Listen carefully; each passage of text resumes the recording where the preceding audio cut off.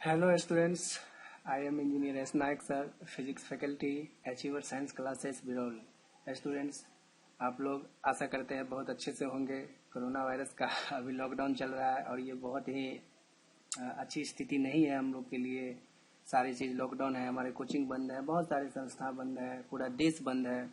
तो हम लोग आशा करते हैं बहुत जल्दी हमारे सभी क्लासेस खुल जाएंगे। लेकिन इस अवधि में जब तक लॉकडाउन चलेगी, लॉकडाउन का अभी अवधि रहेगा कुछ दिन तक, तो हम लोग ऑनलाइन के माध्यम से सिलेबस को कंटिन्यू करेंगे। फिजिक्स में इलेक्ट्रोस्टैटिक्स में हम लोग गॉस लॉ तक पढ़ लिए थे, गॉस लॉ का एप्लीकेशन भी कर लिए थे और उसका जो भी क्वेश्चन है एनसीईआरटी के बुक में वो हम कवर कर लिए थे। आज हम लोग इस टॉपिक में हम लोग देखेंगे कि गॉस लॉ का प्रूफ कैसे करते हैं, वो भी किस लॉ का हम लोग इसके लिए यूज करते हैं, कूलम्स लॉ का। तो आगे हम लोग कंटिन्यू करेंगे। यहाँ से आप देखिए कि आप सबसे पहले हेडिंग यहाँ पर दिया हुआ है, proof of Gauss law by the use of Coulomb's law. तो इसके लिए हम आप लोग को पढ़ाए हुए थे कि फ्लक्स क्या होता है। तो फ्लक्स समझना जरूरी है, थोड़ा सा हम उसको रिकॉल करा दें कि किसी भी सरफेस से जितना इलेक्ट्रिक फील्ड लाइंस, जितना मतलब 1 लाइन 2 लाइन 3 लाइन, 2 लाइन पास कर सकता है, 3 पास कर सकता है, 4 पास करता है, जितना number of electric field lines pass करेगा वही कहलाता है, वही number of electric field lines कहलाता है इलेक्ट्रिक फ्लक्स। अगर किसी सरफेस से 5 लाइन पास कर रहा है तो हम लोग कहेंगे इस सरफेस का फ्लक्स कितना हो गया, 5 हो गया। अगर किसी सरफेस से 6 लाइन पास कर रहा है तो हम लोग कह देंगे इस सरफेस का इलेक्ट्रिक फ्लक्स कितना हो गया, 6 हो गया। बहुत सिंपल है, इसमें कोई ज्यादा बहुत बड़ी बात है नहीं। उसके बाद हम लोग पढ़े थे क्या कि गॉस लॉ। उसके बाद हम लोग गॉस लॉ में देखे थे, गॉस लॉ का स्टेटमेंट क्या था कि गॉस लॉ को स्टेटमेंट का कंडीशन क्या है कि कोई भी सरफेस को इसके लिए क्लोज होना पड़ेगा। कोई क्लोज सरफेस, चाहे उसका आकार कुछ भी हो, चाहे उसका शेप कुछ भी हो, चाहे उसका साइज कुछ भी हो, लेकिन सरफेस क्या होना चाहिए, क्लोज होना चाहिए। तो क्लोज सरफेस से जो भी फ्लक्स पास करेगा उसका वैल्यू होगा Q/ε0। ये फिक्स है। अब ये Q क्या है, Q उस सरफेस के अंदर का चार्ज होगा। अगर कोई चार्ज बाहर है तो उसमें उसको Q के रूप में कंसीडर नहीं करेंगे। Q हमेशा सरफेस के अंदर का ही चार्ज होगा और ε0 आप लोग जानते हैं relative permittivity of free space है। लेकिन आज हम यहाँ से फिर से स्टार्ट करते हैं, वो सब हमारा पीछे का पढ़ाया हुआ टॉपिक है। यहाँ हम आज पढ़ने वाले हैं, हेडिंग आप लोग दे देंगे, proof of Gauss law by the use of Coulomb's law. इसके लिए सबसे पहले हम लोग क्या करेंगे कि एक आइसोलेटेड पॉइंट चार्ज को कंसीडर कर लेंगे। आइसोलेटेड पॉइंट चार्ज में हमारा क्या रहेगा, +Q। आप देख सकते हैं स्क्रीन पर, यहाँ पर +Q चार्ज को हम लोग कहाँ पर रख देंगे, O पॉइंट पर। कहाँ पर रख देंगे, O पॉइंट पर। यहाँ इस फिगर में हम लोग देख रहे हैं, यहाँ पर हम लोग जो है, एक मिनट, यहाँ पर देखिए हम लोग +Q चार्ज यहाँ कंसीडर कर लिए है और जहां पर ये +Q को रखे हैं वहां उस जगह का नाम दे देंगे, उस पॉइंट का नाम दे देंगे क्या, O। इसके बाद हम लोग क्या करेंगे कि गॉस लॉ लगाना है।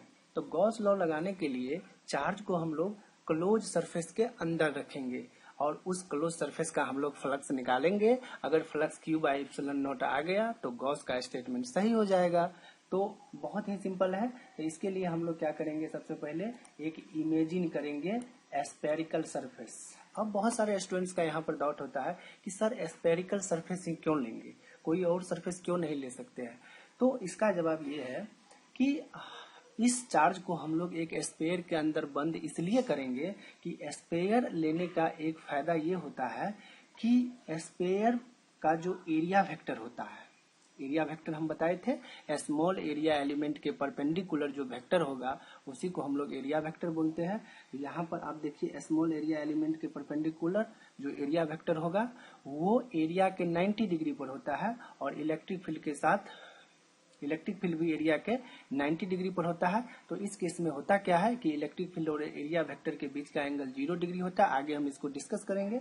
तो इसीलिए हम लोग लेते हैं स्फेरिकल सरफेस। अच्छा, इस स्फेरिकल सरफेस का रेडियस कितना होगा, R, यानी कि जो हम लोग सरफेस लेंगे स्फेरिकल, उसका रेडियस हम लोग r मान लेंगे, और इसको सेंटर, ये जो स्फेरिकल सरफेस हम लोग ड्रॉ करेंगे, इसका सेंटर रखेंगे ओ पर। ये वही ओ है जहां पर हम लोग प्लस क्यू चार्ज को रखे हुए आप लोग यहाँ देख सकते हैं।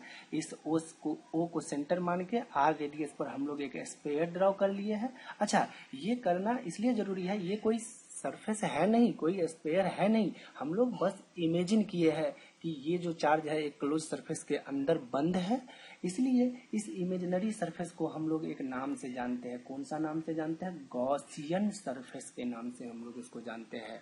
ये जो सरफेस हम लोग ड्रॉ किया है ना, इसको हम लोग कहते हैं, हम लोग गॉसियन सरफेस ड्रॉ किया। यहाँ पर देखिए लिखा हुआ है कि हम लोग कौन सा सरफेस ड्रॉ किया है, गॉसियन सरफेस ड्रॉ किया है। अब हमारा जो ये प्लस क्यू चार्ज है इस सरफेस के अंदर हो गया है। अब इसके लिए जो फ्लक्स पास करेगा इस सरफेस से, उस पर हम लोग जो है गॉस लॉ लगा सकते हैं, क्योंकि गॉस लॉ का स्टेटमेंट ही है कि ये हमेशा बंद सरफेस पर ही लगेगा और बंद सरफेस का फ्लक्स होगा Q बट्टा इप्सिलॉन नॉट। तो अब हम लोग का टारगेट रहेगा क्या? अब हम लोग का टारगेट ये है कि ये जो हम लोग सरफेस ड्रॉ किया है इमेजिनरी सरफेस, इसमें से फ्लक्स पास करेगा। क्यों फ्लक्स पास करेगा? क्योंकि इसके सेंटर पर प्लस क्यू चार्ज रखा है, और अगर इसके वजह से इलेक्ट्रिक फील्ड लाइंस बनाएंगे तो आप देखिए एक लाइन इधर आएगा ऐसे करके, एक लाइन इधर जाएगा, बहुत सारा लाइन होगा, ये हम दिखा रहे हैं आपको। एक लाइन इधर आएगा, बहुत सारा इसके ऐसे करके चारों तरफ अराउंड सभी लाइन लगेगा। और आप देख सकते हैं कि इस स्फीयर का जो सरफेस है इससे इलेक्ट्रिक फील्ड लाइन पास कर रहा है। तो इसका मतलब क्या होगा? इसका मतलब ये होगा कि इस सरफेस से फ्लक्स का कुछ वैल्यू होगा। 1 2 3 4 5 6, अगर 6 लाइन होगा तो फ्लक्स का 6 वैल्यू होगा। तो हम लोग को अब क्या करना है कि गॉस लॉ को प्रूव करने के लिए ये जो सरफेस है इसका फ्लक्स निकाल के दिखा देना है Q बट्टा इप्सिलॉन नॉट। और अगर ये बंद सरफेस का फ्लक्स Q बट्टा इप्सिलॉन नॉट हो जाता है तो गॉस लॉ को हम लोग प्रूव कर लेंगे। तो आगे कंटिन्यू करेंगे। तो हम लोग यहाँ तक आ चुके थे। अब हम लोग क्या करेंगे कि इस प्लस क्यू से इस गॉसियन सरफेस के सरफेस पर, देखिए गॉसियन सरफेस ये स्फीयर हो गया, इस स्फीयर के किसी भी पॉइंट पर हम लोग इलेक्ट्रिक फील्ड निकाल लेंगे। यानी कि इलेक्ट्रिक फील्ड हम लोग इंटेंसिटी निकालना है। कहाँ पर निकालना है? Every point on the surface. इसके किसी भी सरफेस, तो हमको कोई सरफेस मानना पड़ेगा किसी एक सरफेस पर। तो हम लोग मान लिए ये यहाँ पर आप देख सकते हैं, यहाँ पर रेड ब्लिंक कर रहा है, यहाँ पर हम लोग निकालेंगे, क्या निकालेंगे? Electric field intensity. तो इसका वैल्यू क्या होगा? इलेक्ट्रिक फील्ड इंटेंसिटी निकालने के लिए हम लोग क्या करते हैं कि जिस जगह पर इलेक्ट्रिक फील्ड इंटेंसिटी निकालते हैं वहां पर टेस्ट चार्ज रखते हैं। तो टेस्ट चार्ज हम लोग रख देते हैं कितना? +1 कूलम। +1 कूलम, इसी को बोलते हैं यूनिट पॉजिटिव चार्ज। अच्छा, किसके वजह से यहाँ पर इलेक्ट्रिक फील्ड इंटेंसिटी निकालेंगे? ये वाला, ये सोर्स चार्ज आप लोग को दिख रहा है +Q, इसके वजह से निकालेंगे। और इसके बीच का दूरी कितना हो जाएगा? R। तो हमारा ये सोर्स चार्ज हो गया, ये हमारा टेस्ट चार्ज हो गया। R दूरी पर हम लोग इलेक्ट्रिक फील्ड इंटेंसिटी निकालेंगे। इलेक्ट्रिक फील्ड इंटेंसिटी निकालने के लिए आपको बस सिर्फ +1 coulomb per electric force Coulomb's law का यूज करके निकाल दीजिए, और वही आपका हो जाएगा इलेक्ट्रिक फील्ड इंटेंसिटी। तो यहाँ पर हम लोग फार्मूला लगा देंगे 1/4 पाई epsilon not Q1 Q2 upon R²। तो हमारा सोर्स चार्ज Q है, तो इसकी जगह हम लोग यहाँ पर Q रख दिए, और हमारा टेस्ट चार्ज, दूसरा चार्ज 1 है, तो इसकी जगह हम लोग यहाँ पर 1 लिख भी सकते हैं और नहीं भी लिख सकते हैं। किसी भी नंबर को अगर 1 से मल्टीप्लाई करे या नहीं करे कोई फर्क नहीं पड़ता है। तो यहाँ तक हम लोग आ गए। यहाँ पर इलेक्ट्रिक फील्ड इंटेंसिटी का मैग्नीट्यूड हम लोग निकाल लिए हैं, और इसका वैल्यू आ गया है 1/4 पाई इप्सिलॉन नॉट Q बट्टा R²। अच्छा, इस इलेक्ट्रिक फील्ड का डायरेक्शन किधर होगा? तो देखिए ये वाला चार्ज भी +1 मिनट, हाँ देखिए ये वाला चार्ज +Q है, बिल्कुल ये वाला चार्ज +Q है, और ये वाला भी +1 कूलम है। तो प्लस प्लस पर रिपल्सन फोर्स लगता है, और रेडियली लगेगा। तो इलेक्ट्रिक फील्ड का डायरेक्शन आप लोग देख सकते हैं, यहाँ पर एक वेक्टर दिखाया गया है, यही इलेक्ट्रिक फील्ड इंटेंसिटी का क्या होगा? डायरेक्शन होगा। अब हम लोग क्या करेंगे कि यहाँ पर एक स्मॉल एरिया एलिमेंट कंसीडर कर लेंगे। स्मॉल एरिया एलिमेंट का मतलब क्या होता है कि बहुत ही छोटा सा एक रीजन होता है, और इस रीजन पर हम लोग एरिया वेक्टर निकालेंगे। इसलिए यहाँ पर हम लोग हेडिंग दे देंगे, यहाँ पर लिख देंगे consider a small area element DS. ये डीएस कहाँ पर कंसीडर करना है? उसके सरफेस पर। किसके सरफेस पर? स्फीयर के सरफेस पर ही कंसीडर करना है। तो हम लोग अब ऐसा नहीं कि इलेक्ट्रिक फील्ड इंटेंसिटी यहाँ पर निकाले हैं और हम लोग डीएस को यहाँ पर कंसीडर कर लिए, नहीं। जहाँ पर इलेक्ट्रिक फील्ड इंटेंसिटी निकाले हैं वहीं पर ही हम एक स्मॉल एरिया एलिमेंट निकाल लेंगे डीएस, और डीएस को यहाँ पर हम लोग बना दिए। इस तरह से आप लोग देख सकते हैं शेडेड रीजन में, और इसके परपेंडिकुलर हो जाएगा एरिया वेक्टर। ये वाला आप लोग देख रहे हैं डीएस वेक्टर, तो ये यहाँ पर लिखा भी है it's area vector is perpendicular. ये वाला सिंबल परपेंडिकुलर का है to the surface of the area element, यानी कि एरिया एलिमेंट जो हम लोग लिए हैं उसके परपेंडिकुलर में होगा कौन सा वेक्टर? DS vector. अब आगे देखेंगे तो एक स्फीयर लेने का एक फायदा यहाँ पर ये हुआ है कि आप लोग देख सकते हैं कि ई वेक्टर का भी डायरेक्शन इधर ही आ गया है और डीएस वेक्टर का भी डायरेक्शन इधर ही आ गया है। तो फ्लक्स निकालने के लिए हमको दोनों के बीच का एंगल का जरूरत पड़ेगा। तो ये एंगल आसानी से हमको मिल गया है कितना डिग्री? थीटा बराबर 0 डिग्री। और ये इस जगह भी नहीं, अगर यहाँ लेंगे किसी भी जगह आप देख सकते हैं, अगर यहाँ पर करेंगे तो वही बात होगा थीटा 0 पर, यहाँ पर होगा थीटा 0, यहाँ होगा थीटा 0, यहाँ होगा थीटा 0। हर एक जगह थीटा कितना डिग्री होगा? 0 डिग्री। अगर कोई और शेप हम लोग लेते तो हर एक जगह थीटा वेरी कर सकता था, तो हमको जितना जगह थीटा वेरी करता हर एक जगह का इंटीग्रेशन करना पड़ता, तो बहुत सारा लंबा प्रोसेस होता। इसीलिए हम लोग गॉसियन सरफेस को अधिकतर खास जगह पर ज्यादातर हम लोग कौन सा चीज ले लेते हैं? स्फीयर ले लेते हैं। इसका बेनिफिट होता है कि थीटा कितना डिग्री आ जाता है? 0 डिग्री। अब हम लोग क्या करेंगे कि फ्लक्स तो निकालना है हम लोग को पूरा स्फीयर से। फ्लक्स हम लोग को कहाँ से निकालना है? पूरा स्फीयर से। लेकिन हम लोग अब पूरा स्फीयर से फ्लक्स नहीं निकाल पाएंगे। सबसे पहले हम लोग निकालते हैं कि सिर्फ इतना दूर का फ्लक्स, ये आप लोग डीएस देख रहे हैं, सिर्फ छोटा सा एरिया एलिमेंट जो हम कंसीडर किए थे, सिर्फ इतना दूर का हम लोग फ्लक्स निकालेंगे। और ये फ्लक्स निकालने के बाद पूरा एरिया के लिए, पूरा सरफेस के लिए हम लोग क्या कर देंगे? सरफेस इंटीग्रल कर देंगे। अगर हम लोग को डीएस का पता है फ्लक्स, तो पूरा का हम लोग सरफेस इंटीग्रल करके निकाल सकते हैं। तो सबसे पहले हम लोग यहाँ पर 9 करके आगे लिखेंगे electric flux passing through a small area element, यानी कि हम लोग अभी सिर्फ ये निकाल रहे हैं कि ये वाला छोटा सा एरिया से कितना फ्लक्स पास करेगा। तो छोटा सा ही फ्लक्स होगा, फ्लक्स का वैल्यू कम होगा, इसलिए हम लोग लिख दिए यहाँ पर d5। तो d5 बराबर होगा E डॉट ds। हम लोग फ्लक्स कैसे निकालते हैं? फ्लक्स निकालने के लिए हम लोग ये वाला इलेक्ट्रिक फील्ड देख रहे हैं आप लोग, इलेक्ट्रिक फील्ड इंटेंसिटी, ये एक वेक्टर क्वांटिटी होता है और ये एक डीएस वेक्टर होता है। और ई वेक्टर और डीएस वेक्टर को हम लोग डॉट प्रोडक्ट करते हैं। डॉट प्रोडक्ट और क्रॉस प्रोडक्ट वेक्टर का 2 प्रोडक्ट होता है। लेकिन फ्लक्स निकालने के लिए हम लोग यहाँ पर इलेक्ट्रिक फील्ड इंटेंसिटी और डीएस यानी कि एरिया वेक्टर को हम लोग डॉट प्रोडक्ट करते हैं। तो ई डॉट डीएस करेंगे तो फिर डॉट प्रोडक्ट को हम लोग तोड़ेंगे तो आ जाएगा ई डीएस कोस थीटा। क्रॉस में साइन आता है और डॉट में कोस आता है, तो यहाँ पर कोस थीटा, और थीटा हमारा कितना डिग्री है? 0 डिग्री। तो यहाँ से हम लोग लिख लेंगे ई डीएस कोस 0 डिग्री। ई डीएस कोस 0 डिग्री हमारा आ गया। अब देखिए इलेक्ट्रिक फील्ड इंटेंसिटी का वैल्यू हम लोग आगे निकाल चुके थे। यहाँ पर देखिए आप लोग कि इलेक्ट्रिक फील्ड इंटेंसिटी का हम लोग वैल्यू यहाँ पर मैग्नीट्यूड का निकाल चुके थे 1/4πε0 Q/r²। इस वैल्यू को हमको पुट कर देना है कहाँ पर?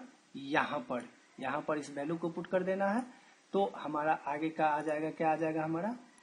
तो हमारा आगे का आ जाएगा इलेक्ट्रिक फील्ड का वैल्यू यहाँ पर पुट करेंगे तो आ जाएगा Q/4πε0 r²। ये हमारा इलेक्ट्रिक फील्ड का वैल्यू है जो कि हम लाए हैं ऊपर से, और कोस 0 का वैल्यू तो 1 हो गया। तो आप 1 गुना लिख भी सकते हैं, कोई फर्क नहीं पड़ता है, नहीं भी लिखिए। लेकिन यहाँ पर एक ds है, ये ds आ जाएगा यहाँ पर। तो ये जो हमारा d5 जो हमारा वैल्यू निकला है ये फ्लक्स का ही वैल्यू है, लेकिन पूरा सरफेस का नहीं है, सिर्फ ये स्मॉल एरिया एलिमेंट है इसी का है। लेकिन हम लोग को तो पूरा क्लोज सरफेस का निकालना है और उसी को निकाल के दिखा देना है Q/ε0, तभी तो गॉस लॉ प्रूफ होगा। तो इसके लिए हम लोग क्या करेंगे? टोटल इलेक्ट्रिक फ्लक्स निकालेंगे। तो टोटल इलेक्ट्रिक फ्लक्स कैसे निकालेंगे? Total electric flux passing through whole surface is. देखिए इस टाइप का हेडिंग देना जरूरी है। बिहार बोर्ड में जब हम लोग को 5 नंबर में ये क्वेश्चन पूछेगा तो आप इस सब चीज को स्किप नहीं कर सकते हैं, क्योंकि फिजिक्स में थ्योरी और न्यूमेरिकल दोनों का महत्व होता है। और आप अगर कोई चीज का डेरिवेशन कीजिएगा तो कोशिश कीजिएगा जो लैंग्वेज है उसको लिखना है, नहीं तो होता क्या है कि 5 के जगह आपको 4 नंबर भी दिया जा सकता है, 1 नंबर आपको कट करेगा क्योंकि आपने लैंग्वेज को नहीं लिखा, अच्छा से उसको क्लियरिफाई नहीं किया। तो कोशिश कीजिएगा ये लैंग्वेज सबको लिखने का कि अब हम फ्लक्स निकाल रहे हैं पूरा सरफेस का, अपना लैंग्वेज में ही बना के, या कोशिश कीजिएगा स्टैंडर्ड लैंग्वेज का यूज करने का। तो चलिए आगे बढ़ते हैं। तो हम लोग अब फ्लक्स निकाल रहे हैं फाई, टोटल फ्लक्स होगा ये। और इसको कैसे निकालेंगे, हम लोग सरफेस इंटीग्रल करेंगे, किसका, डी फाई का। सरफेस इंटीग्रल क्यों करते हैं, क्योंकि वेरिएबल एरिया है, एरिया का वेरिएबल है, एरिया का इंटीग्रेशन करना है, सरफेस का इंटीग्रेशन करना है, इसलिए हम लोग यूज करते हैं सरफेस इंटीग्रल का। तो हम लोग इंटीग्रेशन करेंगे किसका, डी फाई का। यहाँ पर आप लोग देख सकते हैं, और डी फाई का इंटीग्रेशन, यहाँ पर डी फाई का वैल्यू तो होता है ई डॉट डी एस। तो ई डॉट डी एस का यहाँ पर हम लोग मान भी निकाल चुके हैं, और इसका मान कितना निकाले हैं, क्यू बट्टा, हाँ 1 मिनट, हाँ हम लोग टोटल इलेक्ट्रिक फ्लक्स निकाल रहे हैं यहाँ पर। और यहाँ पर हम लोग सरफेस इंटीग्रल कर दिया है, किसका कर दिया है, ई डॉट डी एस का। और ई डॉट डी एस का वैल्यू हम लोग यहाँ ऊपर निकाल चुके हैं, इसको हम लोग यहाँ पुट कर देंगे। ई डॉट डी एस का वैल्यू आप लोग देख सकते हैं, यहाँ पर ई डॉट डी एस हम लोग निकाले हुए थे, और इसका वैल्यू हम लोग यहाँ पर पुट कर देंगे। कितना इसका वैल्यू पुट करेंगे, ये वाला वैल्यू आप लोग ध्यान से देखिए, Q by 4 pi epsilon naught R square into क्या, डी एस। तो फाइनली हमारा आ जाएगा, इसमें देखिए कुछ कांस्टेंट है, जैसे जो भी इंटीग्रेशन में कांस्टेंट होता है उसको बाहर कर देंगे। तो ये सारा वैल्यू जो है हमारा निकल के आ जाएगा बाहर यहाँ पर, और इंटीग्रेशन होगा सिर्फ किसका, सरफेस इंटीग्रल होगा डीएस का। अब डीएस का इंटीग्रेशन करने का एक फिजिकल मीनिंग भी है, इसको समझने के लिए हम लोग फिगर में चलेंगे वापस। अब देखिए इंटीग्रेशन करने का क्या मतलब है, हम लोग फ्लक्स निकाले थे सिर्फ डीएस का, ठीक है ना, और इसका फ्लक्स हम लोग निकाले थे ई डॉट डीएस करके। लेकिन अब हमको जरूरत क्या है कि पूरा का पूरा सरफेस का, क्लोज सरफेस का फ्लक्स निकालना है, इस गॉसियन सरफेस से फ्लक्स निकालना है। तो इसके लिए हम लोग इंटीग्रेशन कर दिए सरफेस इंटीग्रल।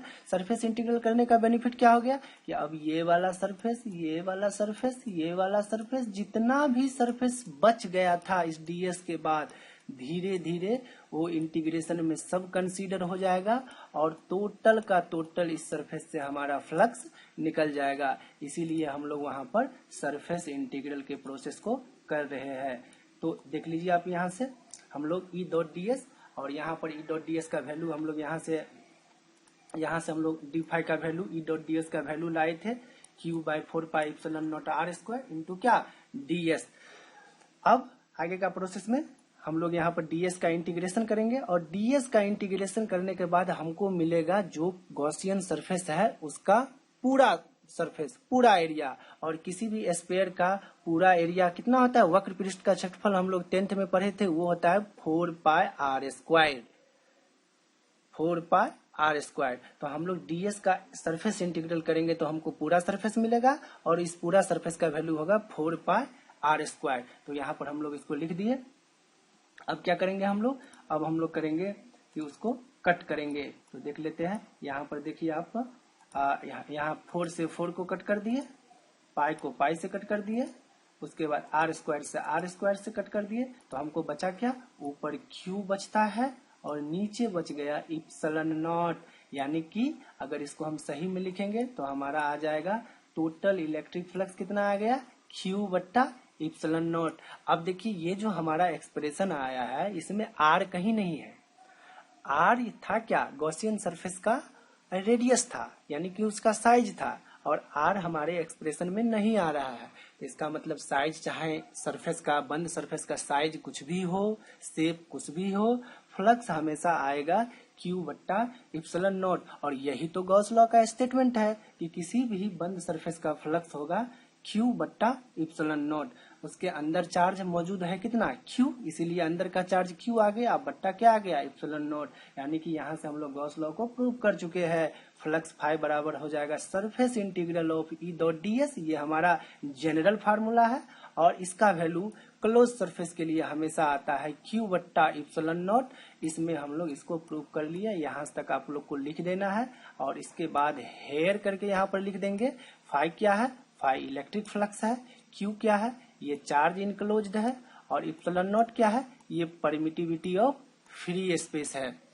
तो ये था हमारा आज का टॉपिक। आज का टॉपिक हमारा ये था कि हम लोग गॉस लॉ को प्रूव किए हैं कूलम्ब्स लॉ का यूज करके, और हम लोग ये दिखाए हैं कि किसी भी क्लोज सरफेस का फ्लक्स, चाहे उस सरफेस का साइज कुछ भी हो, शेप कुछ भी हो, बशर्ते सिर्फ वो क्लोज होना चाहिए, तो उसका फ्लक्स हमेशा होगा Q बट्टा इप्सिलॉन नॉट।